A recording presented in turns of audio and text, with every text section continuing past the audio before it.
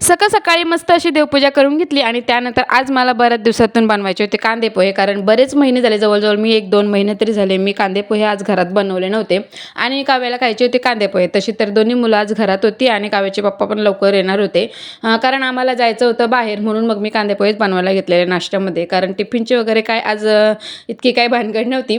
मस्त असे कांदे पोहे बनवून घेतले, खाऊन घेतले, घरातील कामं सर्व आवरून घेतले, दुपारचे जेवण वगैरे, कारण यावेळेला आई बाबा गेलेली मल्यावर शेतावर ज्या वालाच्या शेंगा निघतात ना त्या आणण्यासाठी, आणि मग ते आल्यानंतर मग त्यांना जेवणाचं वगैरे काय बनवायला नको म्हणून मग मी जेवण वगैरे बनवूनच निघालेली. बघा, आज मी आणि माझी बहीण दोघी पण जाणार होतो माझ्या 2 आत्यांच्या घरी आणि 2 बहिणींच्या घरी काही कारणास्तव, आणि तिकडे लहान मुलाला सुद्धा बघायला जायचं होतं, म्हणून त्याच्यासाठी आम्ही दोघींनी मिळून 2 ड्रेस घेतले मस्त असे आणि त्यानंतर गेलेलो. तसं तर आमचं सकाळी आम्ही 11:30 वाजता घरून निघालेलो आणि यायला आम्हाला 6:30 झालेले, कारण लांब लांबची जरा गावं होती त्याच्यामुळं. आणि ही आहे माझी बहीण. आता आम्ही या वेळेला आलेलो माझ्या छोट्या बहिणीच्या घरी आणि दुसऱ्या आत्यांच्या वगैरे घरी गेलेलो ना, तिथं मी काही शूट केलं नाही जास्त करून, कारण जास्त वेळ का आम्ही कुठे थांबलो नव्हतो, थोडं बसून असं आलेलो, कारण म्हणजे आत्या पण आजारी होती, तिला बघायला जायचं होतं आणि बरीच अशी होती जायचं करून बरेच दिवस राहून राहिलेले ते काम, म्हणून मग गेलेलो आणि यायला संध्याकाळच झालेली. बघा, लगेचच लागलेली संध्याकाळच्या जेवणाची तयारीला.